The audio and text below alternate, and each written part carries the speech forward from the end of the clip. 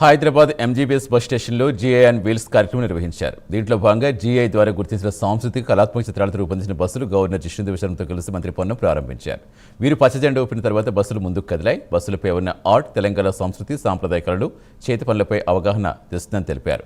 పర్యాటక అభివృద్ధి చేతివృత్తుల వారిని ప్రోత్సహిస్తుందని ఈ సందర్భంగా తెలిపారు.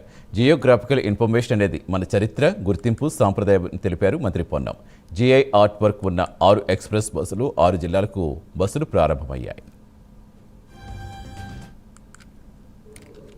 तो आज ये प्रोग्राम हो रहा है सिर्फ as per your advice and आपका ब्रेन शेयर है सर। आपने जीआई टैग को प्रमोट करने के लिए और रूरल जो इसको एक पूरा देश में पूरा जानने के लिए अपने जीआई ऑन व्हील्स के साथ आज आरटीसी ने टैग करके ये प्रोग्राम शुरू किया है। मैं इसके लिए धन्यवाद करना चाहता हूँ आरटीसी की तरफ से।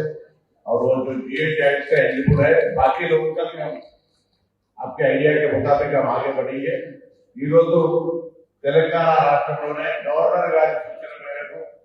గవర్నర్ గారి ఆలోచన మేరకు జీఐ ఆన్ వీల్స్ అని ఏదైతే భౌగోళిక గుర్తింపు పొందినటువంటి ఉత్పత్తులకు సరి అయినటువంటి ప్రాధాన్యత, మార్కెటింగ్, ఉత్పత్తి అన్ని రకాలుగా వారి యొక్క ప్రాచుర్యం జరగాలనేటువంటి ఒక పెద్ద ఆలోచనతో దూరదృష్టితోటి గవర్నర్ గారు ఆర్టీసీ సంస్థకు సూచన చేయగానే ఈరోజు ఆర్టీసీ యాజమాన్యం 6 బస్సులను ఈరోజు ముందుగా ప్రారంభోత్సవం చేస్తా ఉంది. ఇది నిర్మల్ పెయింట్స్ కావచ్చు, కరీంనగర్ ఫిడిగిరి కావచ్చు, చర్యాల పెయింట్ సిక్స్ కావచ్చు, లేదా కోచంపల్లి ఇక్కడ చార్జీ కావచ్చు, వరంగల్ సంబంధించినటువంటి కావచ్చు, ఇవన్నీ కూడా ఇంకా తెలంగాణలో ఉన్నటువంటి జీఐ ట్యాక్స్ సంబంధించి కానీ వాటన్నింటినీ విస్తృతంగా ప్రచారం చేయడం ద్వారా తప్పకుండా ఉత్పత్తి